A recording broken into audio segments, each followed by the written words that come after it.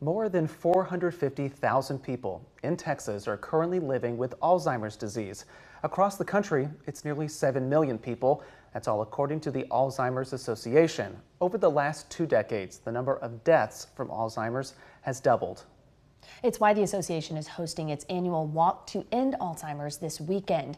So joining us now with more is Isabelle Gomez with the association's Capital of Texas chapter. Isabelle, thank you so much for being here. Thanks for having us on and helping spread the word. So you came with something to help people keep in mind what this is all about. So talk to us about what we're looking at here. I did. So these are our flowers for our flower garden. And they're a visual representation of everybody's connection to the cause. So purple is if you've lost someone, blue is if you're living with dementia, yellow is if you're a caregiver, and orange is if you're a supporter of the cause. And also we always have one white flower, and that represents part of our mission, which is supporting our researchers in finding a cure.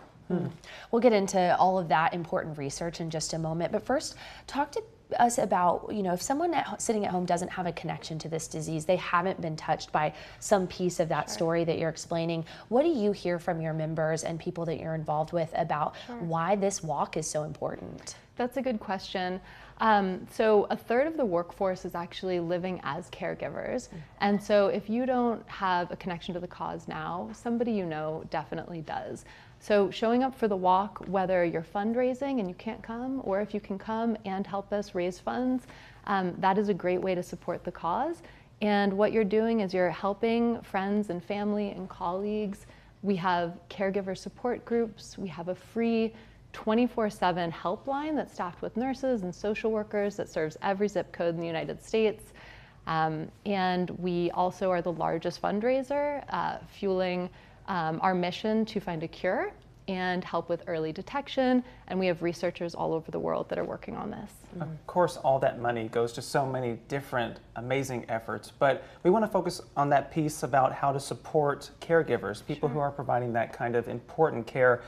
What all are those services that do you offer? Sure. So as I mentioned, our free 24/7 helpline, and that is 1-800-272-3900. And that is 24/7. So if you're a caregiver and you need any support, we are staffed locally to help provide support, connect you to local resources. We also have a Capital of Texas team with a programs department, and they help set up caregiver support groups around Austin and all of the surrounding cities and towns.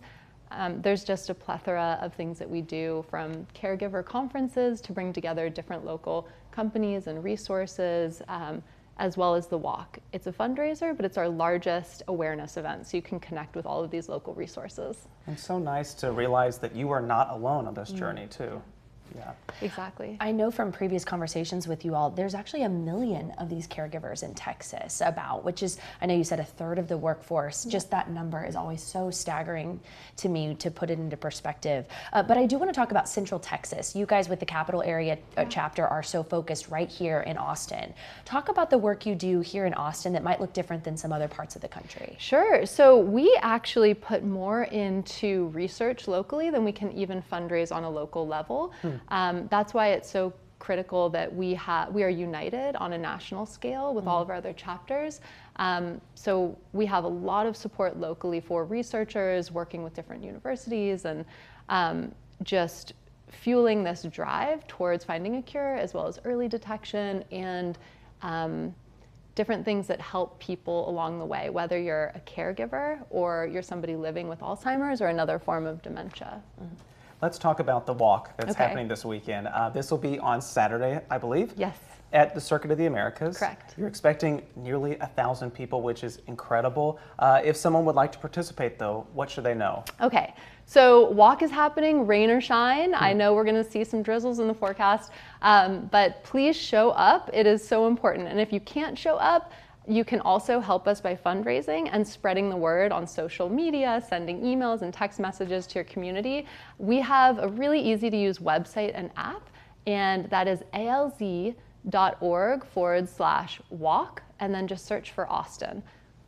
Amazing. Isabelle, Yeah. thank you so much for being here. It's such an important cause, something that's really become near and dear to my heart over the course of my reporting. And so thanks for coming on to share. We do want to remind everybody that walk is Saturday at Circuit of the Americas. Doors to the site will open at 8, and then everyone will start walking around 9 for the ceremony. So, Thanks so Isabelle, much. thank you so much for being here. Thank you so much too. Can I mention our sponsors really quick? Please do, run Okay, through them. great. We couldn't do this without all of the local support, whether you're signed up as a participant or the local businesses that have our back. That's CODA, Circuit of the Americas, Cognizant, Lorenz & Lorenz, Indeed, ARA Diagnostic Imaging, DA Davidson, WellMed, Senior Services of Austin, Baylor Scott and White Health Plan, Heart to Heart Hospice Foundation, Edward Jones, Biogen, and ESI. Incredible, such an incredible group of support there. Isabelle Gomez, thanks for joining us, and Thank we'll you. be right back.